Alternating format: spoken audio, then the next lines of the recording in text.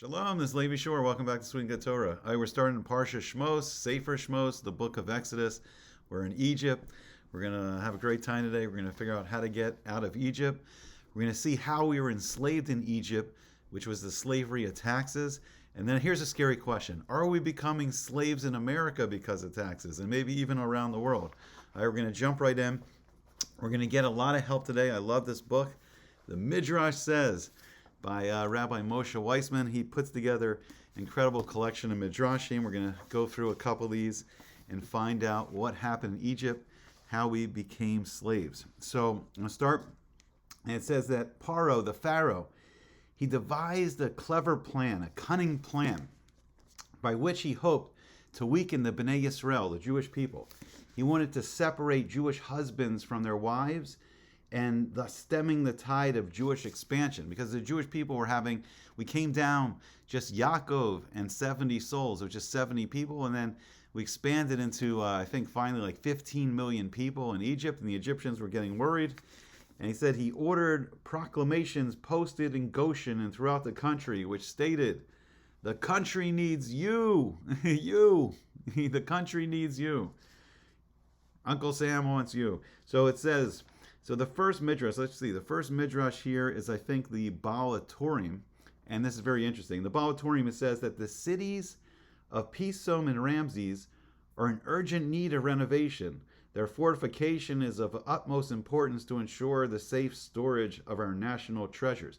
So what was interesting is these were originally built in the days of Yosef, in the days of Joseph, when the original Paro in his days, the Pharaoh had the dream about the 7 healthy cows, the 7 emaciated cows, the 7 healthy grains of wheat, the stalks of wheat, and the 7 thin, wind-stricken wheat. And it was like 7 years of plenty, 7 years of abundance, and 7 years of famine. So Yosef came up with the plan, said, like, Hashem's doing this, and we should build these storage cities so we can store up the grain during the time of abundance, and we'll have them for the famine.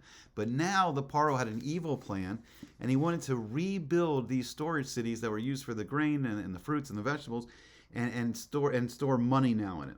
So he says the government has funded this project with millions of gold pieces. Whoever signs up will receive generous pay every day. Every man and woman who is loyal to the country is expected to volunteer for this worthy cause. Be patriotic.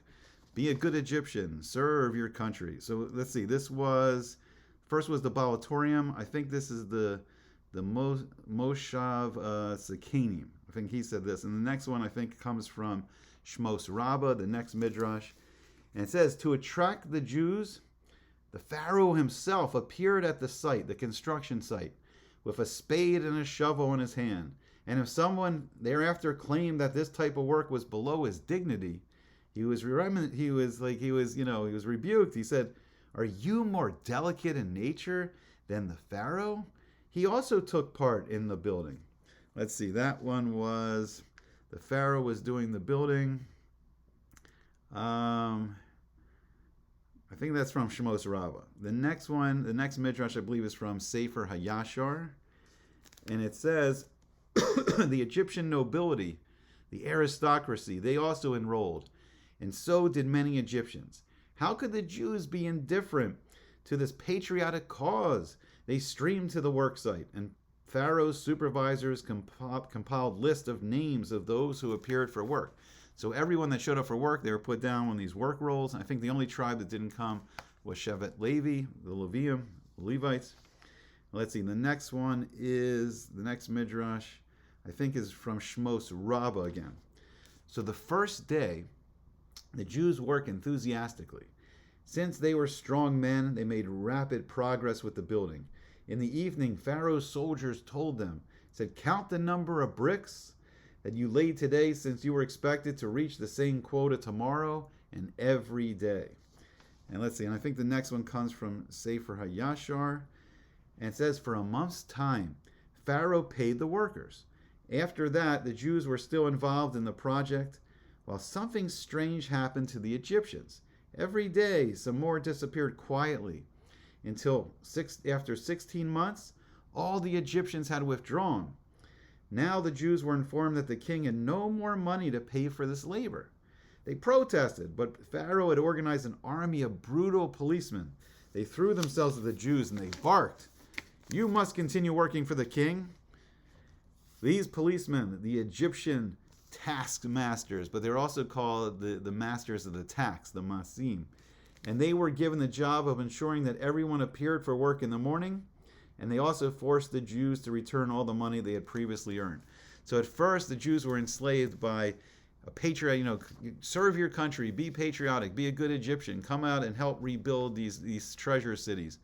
And they were paid at first, but then they said they got a tax bill, and they said, "You owe all this money to Pharaoh. Now you have to pay off your debt. You have to pay off your taxes." And unfortunately, and slowly, we became enslaved in Egypt. So that is how it happened back then. So here's an interesting question, scary question. Are we becoming slaves in America? Now, you may laugh, because this is the home of the free, land of the brave, right? This is the free world. But it's interesting because the American Revolution started when the British crown, King George III, he started putting more and more taxes on the colonists. So the 13 original colonies, and the spark was a tax on tea, right? Because it was British Empire, everyone loved tea, the colonists loved tea, and it was one tax too many. And as we learned in history class when we were growing up, it was taxation without representation, right? We didn't feel represented, and we had all these taxes. But here's a crazy thing.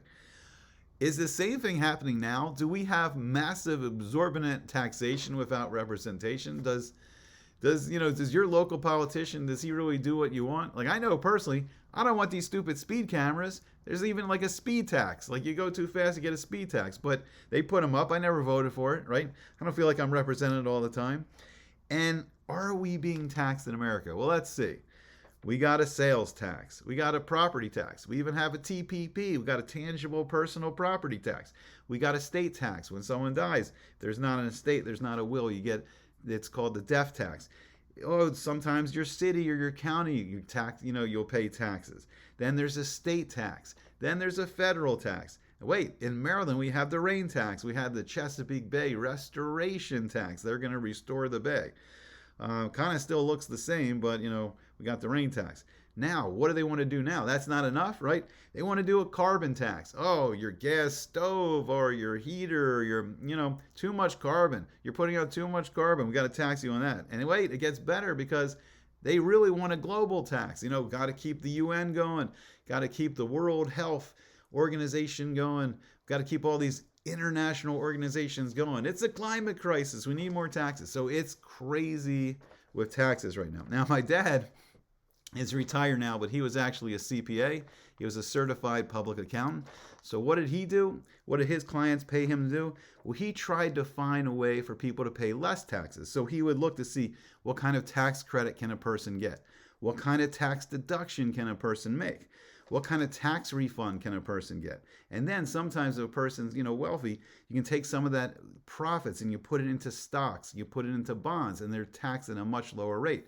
And very wealthy people, they can set up a foundation. So you look at the Rockefeller Foundation, the Bill, and Melinda Gates Foundation, all these, I think Warren Buffett's got a foundation. They all got foundations. I'm sure Jeff Bezos, Elon Musk, they all got foundations because they're taxed at a much lower rate. So you can save money that way. So the CPA is fighting against, so next time the IRS comes for you, hope you get a good CPA. Now, are taxes, here's a great question. Are taxes evil?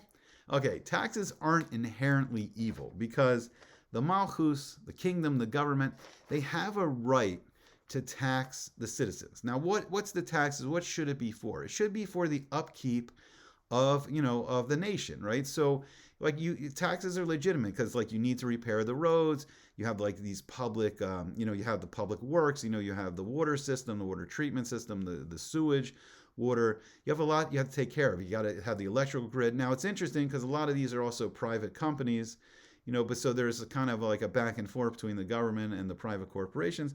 But the government does have a legitimate, reason to tax us. But when it gets absorbent, when it's just too much, then maybe it can get very oppressive.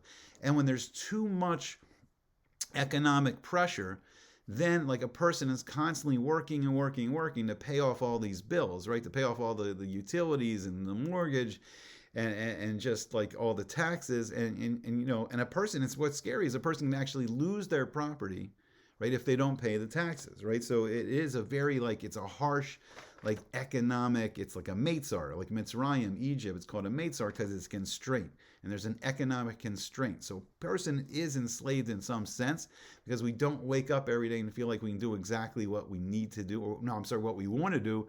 We do what we need to do. We work so we can pay the bills, you know, pay for the kids' schools, pay for whatever, you know, pay the shul dues, you know, pay for the shiva.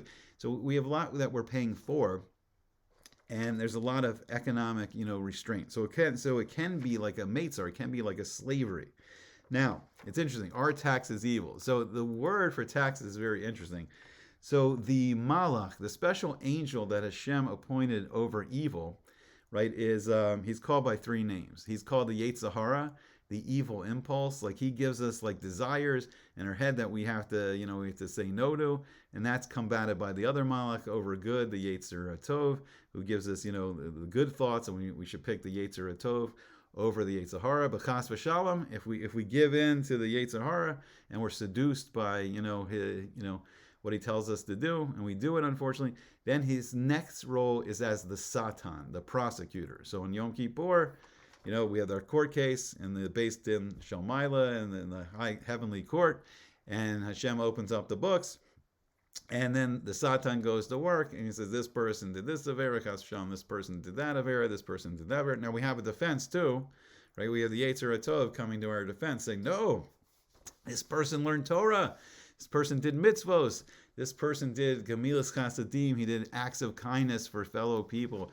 he gave tzedakah, he did great things. No, this person's innocent. You know, so we have the great court case on Rosh Hashanah, and then unfortunately, if the Satan wins the case against someone, then he's in his third role as the Malach Maves, the angel of death. So what's the actual name of this Malach appointed over evil, the Satan?